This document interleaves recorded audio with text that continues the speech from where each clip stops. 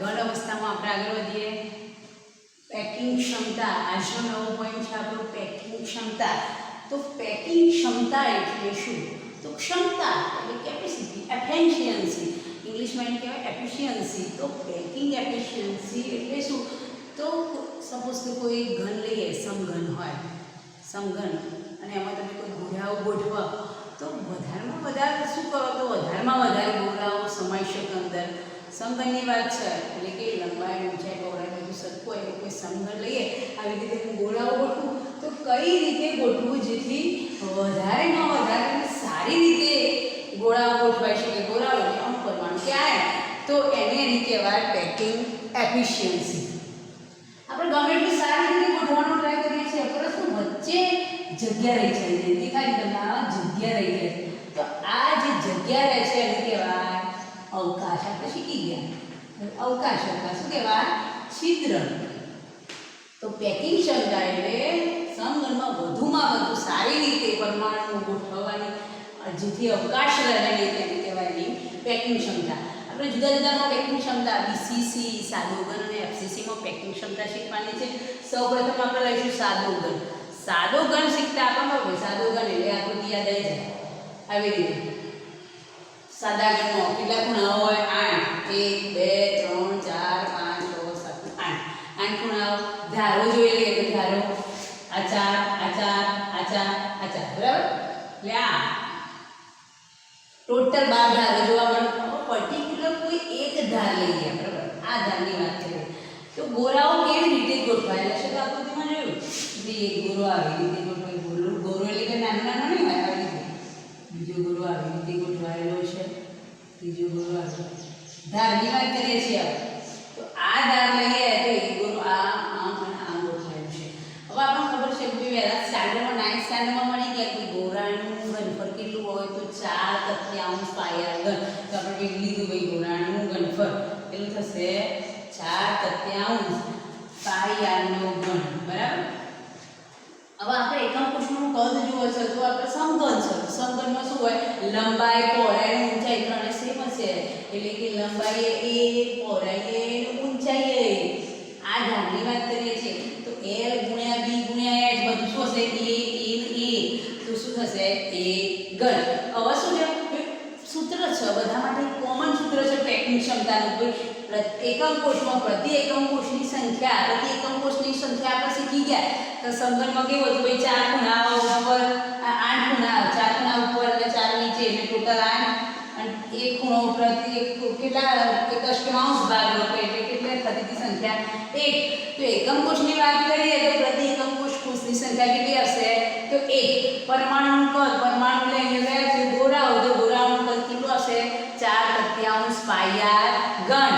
અને એકમ કોષનું કદ એટલે કે તમારા આ સમઘનનું કદ કેટલું હશે? A ઘન. પણ આપણે 2A ઘન કેવી રીતે હશે? તો 2A ઘન કેવી રીતે થશે? તો આ આખો આ અડધું અને આ એમ કરી શું થશે? 2R ઘન બરાબર. એટલે ત્રિજ્યા તમારી કેટલી થાય? 2R થાય. 2R અડધી એટલે કાપી આવી રીતે બે ગોળાઓ આવી રીતે જોડાયેલા. આમ અડધી છે અને કાપી તો આ 2R બરાબર. તો 2R ઘન થશે એકમ કોષના કદનું ગુણ્યા 100. 100 કેમ લખ્યા? તો કોઈ પણ એફિશિયન્સી હોય, ક્ષમતા હોય તો એ કેટલાના સંદર્ભમાં માપવામાં આવે? તો 100 ના સંદર્ભમાં આવે. એટલે શું થશે? ગુણ્યા 100. હવે સાદું રૂપ આપીએ તો 4 3 નીચે જશે ગુણ્યા પાઈ R ઘન. 2 નો ઘન થશે 2 ગુણ્યા 2 નો બરાબર. તો અહીંયા જો 4 એટલે 2 જતા રહેશે. અહીંયા R ઘન તો R ઘન જતા રહેશે. તો ઉપર શું વધ્યું? પાઈ. નીચે વધ્યા 6 ગુણ્યા 100. તો પાઈનું મૂલ્ય તો ખબર છે કેટલું? 3.14. તો 3.14 ભાગ્યા 6 ગુણ્યા 100. આ હશે તમારું 0.2 5236 ગુણ્યા 100 0.5236 આવશે તો 0.5236 એટલે 52.36% કહેવાય બરાબર 52.36 પાછળ આસમાં 6 છે એટલે આગળ એક એડ થાય એટલે આવશે 52.4%. તો સાદા ઘનમાં તમારી પેકિંગ એફિશિયન્સી એટલે કે સાદો ઘન આવી રીતે ગોઠવવા માટે કેટલા ગોળાઓ કેટલા ભાગ વપરાય છે તો 52.4% ભાગ ગોળાઓ થાય. તમારા મનમાં એવો પ્રશ્ન થાય તો બીજો જે 100% માંથી 52.4 જ લગાય તો બીજો ક્યારે તો 100 માઈનસ 52.4 કરો તમે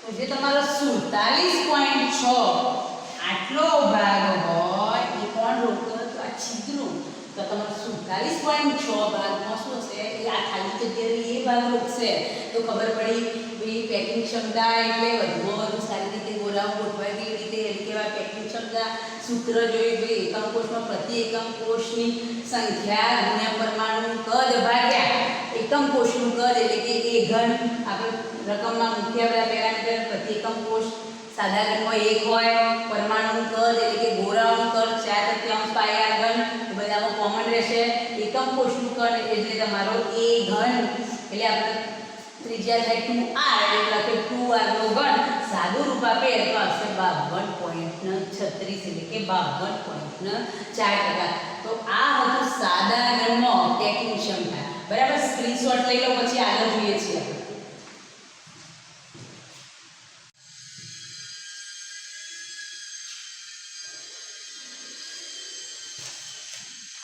હેલો ફ્રેન્ડ્સ, ફરીથી આપણે જોઈએ એફસીસીમાં પેકિંગ ક્ષમતા. તો એફસીસી એટલે ફલક કેન્દ્રિત. ફલકમાં આપણે જોયું હતું ભાઈ ફલકો કેટલા હોય 6. તો ફલક કેન્દ્રિતો કેવી રીતે ગોઠવાયેલા હોય તો આકૃતિમાં જોઈશું આપણે કોઈ બી એક ફલક લઈ લઈશું આપણે કોઈ એક ફલક પર લીધા લઈશું તો આ બતાવી છે મેં કે ભાઈ ફલકો કેટલી હોય 6 હોય એમાંથી મેં આ ફલક પસંદ કરી બરાબર. તો ફલક ઉપર ઘોરાઓ કેવી રીતે ગોઠવાયેલા હશે તો આ રીતે ગોઠવાયેલા છે બરાબર. એને એ જ વસ્તુ ખબર પડે એટલે મેં અહીંયા બી ડ્રો કરી છે. તો જો આપણે ફલક ઉપર 3 ઘોરાઓ આવી રીતે ગોઠવાયેલા છે એક જ બાજુની સાઈડ ફલક બરાબર. તો આપણને ખબર છે ભાઈ ધાર તો એક છે. ફલકમાં આપણે જો પેલામાં જેવી રીતે જોયું તેવી રીતે ફલકમાં ગોળાનું કદ તો એના એક હશે 4/3 પાઈ r ઘન. પણ ફલકમાં જે તમારો વિકર્ણ છે વિકર્ણ એટલે આ જે વિકર્ણ છે આપણે જોતા હતા કાટકોણ ત્રિકોણનો વિકર્ણ નતો તો એવો વિકર્ણ છે એ કેટલો થશે તો દેખો એ ગોળાઓ મેં અહીંયા બધા 3 ગોળાઓ છે એમાં એક ગોળો અડધી સાઈડ એની હશે આ ત્રિજ્યા અડધી હશે એટલે કે r હશે એક ત્રિજ્યા. બીજો ગોળો આખાઈ દે એટલે 2r અને ત્રીજાની અડધી એટલે r એટલે ટોટલ થશે 4r. આને કહેવાય બાજુ વિકર્ણ કારણ કે ફલક ઉપર છે. પછી આપણે બીસીસી માં જોઈશું અંતસ્થ વિકર્ણ એમાં અંતરની સાઈડ ઉપર હશે. આ બાજુની સાઈડ ફલક ઉપર આવે એટલે એને કહેવાય બાજુ વિકર્ણ. તો વિકર્ણ આવે એટલે હંમેશા યાદ રાખવાનું તો કેટલું આવે 4r.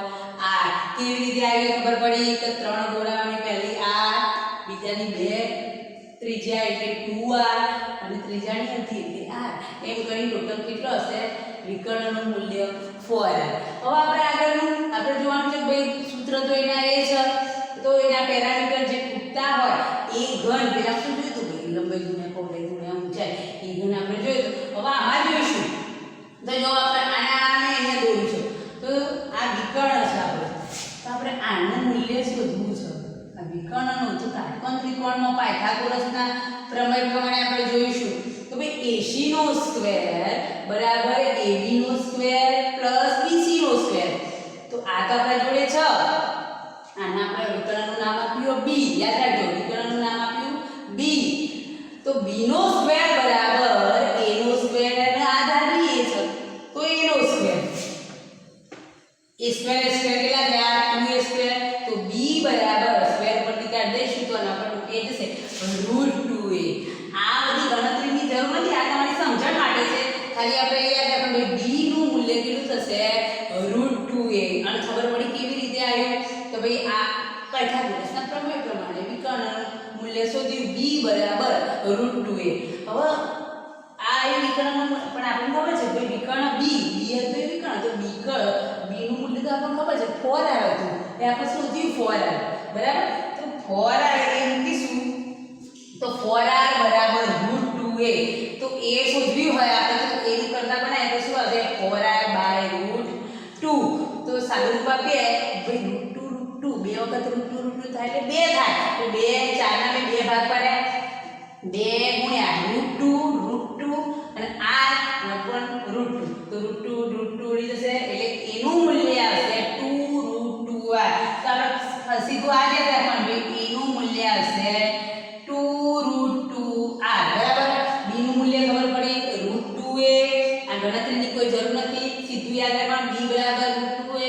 આ તમારા સમજણ માટે છે કેવી રીતે આવ્યું અને એનું મૂલ્ય તમારું આવશે 2√2r. આપણે એના મૂલ્યની જરૂર પડશે કારણ કે આપણે એકમ કોષનું કદ એ ઘન લેવાનું છે તો એની જગ્યાએ શું આવશે 2√2r. હવે આપણું સૂત્ર તો એના પેકિંગ ક્ષમતા બરાબર એકમ કોષમાં પ્રતિ એકમ કોષની સંખ્યા ગુણ્યા પરમાણુનું કદ ભાગ્યા એકમ કોષનું કદ ગુણ્યા 100.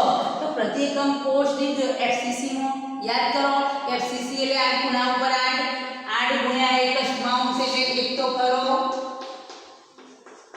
અને પેલા 6 ફલકો ઉપર અડધો અડધો હતો એટલે 3 એટલે ટોટલ કેટલા થયા 4.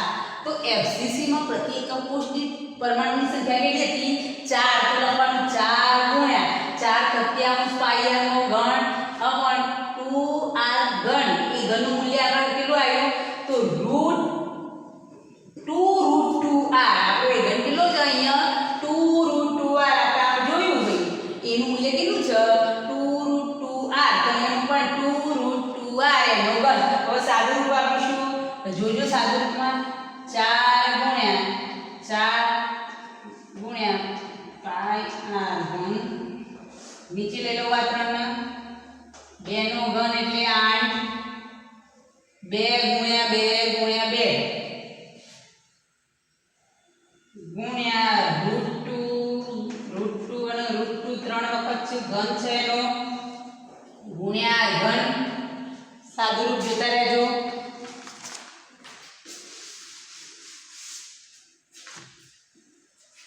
તો છેદ ઉડાડી દઈએ 4 4 2 અહીંયા r ઘન જતા રહેશે. હવે √2 એટલે 2 થાય તો 2 1 2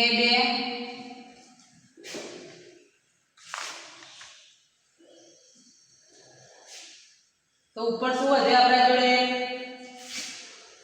આ 2 જતા રહ્યા. ઉપર વધે આપણા જોડે પાઈ અને નીચે આવ્યો આપણા જોડે 3 ગુણ્યા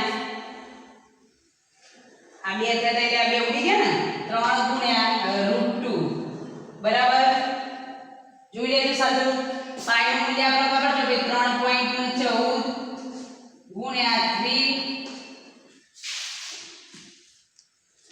ગુણ્યા √2 નું મૂલ્ય આપણને ખબર છે √2 નું મૂલ્ય શું થાય 1.41.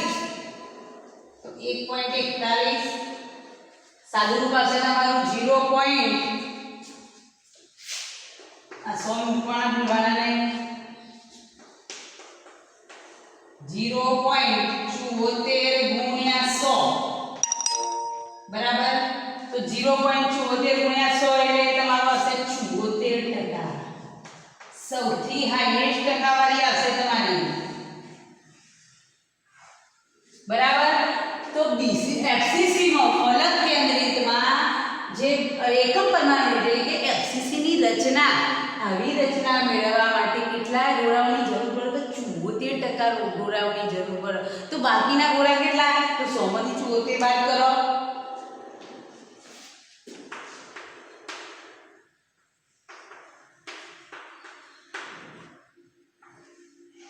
તો 26% જે ગોળાઓ છે એ તમારે ક્યાં ગયા તો છિદ્રમાં જે અવકાશ રહે છે એ બાકીનો લોકો 26% તો હાઈએસ્ટ ટકાવાળી છે FCC માં. તો ખબર પડી ફરીથી એકવાર ગોળાનું કદ કે પેકિંગ ક્ષમતાનું સૂત્ર એક પ્રતિ એકમ કોષની સંખ્યા ગુણ્યા પરમાણુનું કદ એકમ કોષનું કદ ગુણ્યા 100 બરાબર સૂત્ર કેણાય તમને સમજણ પડી ભાઈ b કેવી રીતે આવ્યો તો 2 નો સ્ક્વેર કેવી રીતે √2a b નું મૂલ્ય યાદ રાખવાનું વિકર્ણનું મૂલ્ય યાદ રાખવાનું જ્યારે વિકર્ણની વાત આવે એટલે કેટલા c4r બરાબર તો વિકર્ણનું મૂલ્ય ઉપરથી આપણે a શોધ્યું a નું મૂલ્ય હશે 2√2r તો એ બી તમે યાદ રાખવાનું સીધો આ ગણતરી કરવાની જરૂર નથી આપણે દાખલામાં ઉપયોગમાં લેવાનું છે એટલે તમારે a નું મૂલ્ય તો r નું મૂલ્ય તો આનું કરતા બનાવી દેવાનું a નું મૂલ્ય જો તો એનું કરતા બનાવી તો આ યાદ રાખવાનું થશે તમારે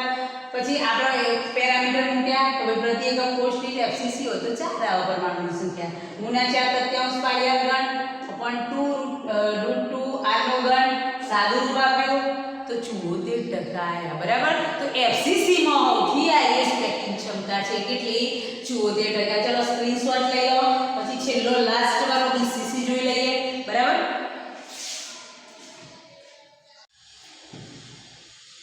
વિદ્યાર્થી મિત્રો હવે આપણે BCC માં જોઈશું કે અંતસ્થ કેન્દ્રિતમાં પેકિંગ ક્ષમતા કેટલી હશે તો પહેલામાં જેવી રીતે આપણે જોયું હતું કે ભાઈ સાઈડના ફલક ઉપરના હતા એવી જ રીતે અંતસ્થ આપણે રચના યાદ કરો તો વચ્ચે એક ગોળ હતો 8 ખૂણાઓ પર 8 એટલે કહેવાય અંતસ્થ BCC તો એમાં પરમાણુનું કદ તો 4 તૃતીયાંશ પાઈ r ઘન જ આવશે એકમ કોષ a નું ઘન શોધવું છે આપણે b નું મૂલ્ય ખબર છે કે √2a છે બરાબર હવે આપણે શું શોધવાનું છે c વિકર્ણ આ વિકર્ણનું મૂલ્ય શોધવાનું છે તો એ વિકર્ણનું મૂલ્ય શોધવા માટે આપણે ખબર છે વિકર્ણ આપણે પહેલામાં જોયું કે સાઈડમાં વિકર્ણનું મૂલ્ય કેટલું છે 4r એ જ ગોળાનો મેં અહીંયા સાઈડમાં બતાવ્યા છે જોઈ શકો છો તમે તો ભાઈ r નું મૂલ્ય વિકર્ણ શબ્દ આવે એટલે તમારું મૂલ્ય હશે 4r બરાબર તો એ આપણી આ કાટકોણ ત્રિકોણનો આ વિકર્ણનું મૂલ્ય આપણે શોધવું છે તો af નો વર્ગ બરાબર ત્યાં વિકર્ણનું નામ આપ્યું કીધું b હવે આ કયો અંતસ્થ વિકર્ણ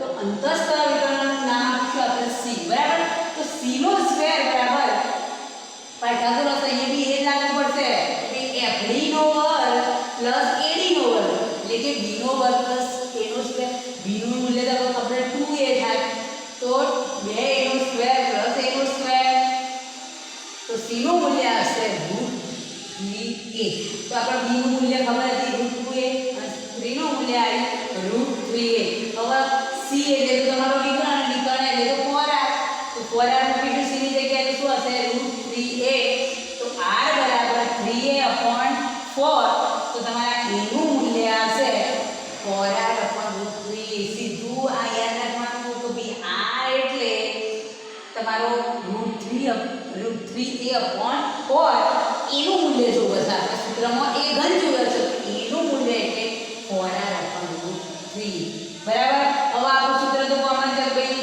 એકમ કોષ BCC તો BCC લખવાનું તો BCC માં પ્રતિ એકમ કોષની સંખ્યા ગુણ્યા પરમાણુનું કદ ભાગ્યા એકમ કોષનું કદ ગુણ્યા 100 તો એકમ કોષનું BCC માં કેટલા હશે 2 4 1 8 ગુણ્યા 1 ખૂણાઓ છે એટલે 1 અને મધ્યમાં 1 રહેલો હોય એટલે 1 અને 1 એટલે 2 થશે તો 2 ગુણ્યા 4 તૃતીયાંશ પાઈ r ઘન 4r/√3 નો ક્યુબ બરાબર સાદું રૂપ આપે તો 2 ગુણ્યા 4 3 નીચે લઈ લીધા પાઈ ગુણ્યા r 4 ગુણ્યા 4 r નો ઘન બરાબર અને રૂટ ભાગ્યા ના ભાગ્યા એટલે જશે ગુણ્યામાં એટલે √3 માં ઉપર લઈ જજો √3 ગુણ્યા √3 તો ઉપરના ઉડી જશે 4 ઉડી જશે આ ઘન આગળ ઉડી જશે આ 3 √3 અને √3 બે વગર √3 જાય એટલે શું થાય 3 કે એ 3 ના 3 ઉડી જશે તો ઉપર વધશે 2 ગુણ્યા પાઈ ગુણ્યા √3/16 ગુણ્યા 100 મેળા એટલે કિંમત મૂકી છે 2 ગુણ્યા પાઈ નું મૂલ્ય કેટલું 3.14 અને √3 એટલે 1.73 ગુણ ભાગ્યા 100 ગુણ્યા 100 તો તમારા આ મૂલ્ય આવશે 0.68 એટલે કે 100 વડે ગુણીશું એટલે કે 68% બરાબર તો BCC રચનામાં 68% ભાગો એટલે કે BCC ની રચના માટે 68% ગોળાઓ વપરાય તો આપણને એમ થાય બાકીના ગોળાઓ તો 100 માંથી 68 બાદ કરજો એટલે કે 32% ભાગ રોકક છે તો અવકાશ છિદ્ર રોકક છે તો આપણે બધા જ સાદા ઘન BCC FCC ત્રણમાં જોયું પેકિંગ ક્ષમતા કેવી હોય સૌથી વધુ પેકિંગ ક્ષમતા તો એફસીસીમાં જોવા મળે કેટલી હતી 74%, પછી આવશે બીસીસી 68% અને સાદા ગણિતમાં 52% હતી. બરાબર. તો આ બહુ જ ઇમ્પોર્ટન્ટ પ્રશ્ન છે અને આ બધા આપણા દાખલામાં કામમાં આવશે. પેકિંગ ક્ષમતાના દાખલા ગણવામાં તો ખાસ તમે યાદ રાખજો હોમવર્કમાં આ બધા જ એક એક વખત લખીને મોકલાવાના છે. ડાયરેક્ટ આખા વિડીયોમાં ખબર ના પડે તો પોઝ કરી કરી એક એક રચનાઓ જોજો. બીસીસી, એફસીસી અને સાદો ગણ. બરાબર. ખાસ ધ્યાન રાખજો અને સાદું રૂપ આપવાનો ટ્રાય કરજો. જાતે બે તમને ફાવે એવી જ વ્યવસ્થિત રીતે કરવાનો ટ્રાય કરો છો તો પણ જોઈ લેજો. બરાબર. બસ આજે આટલું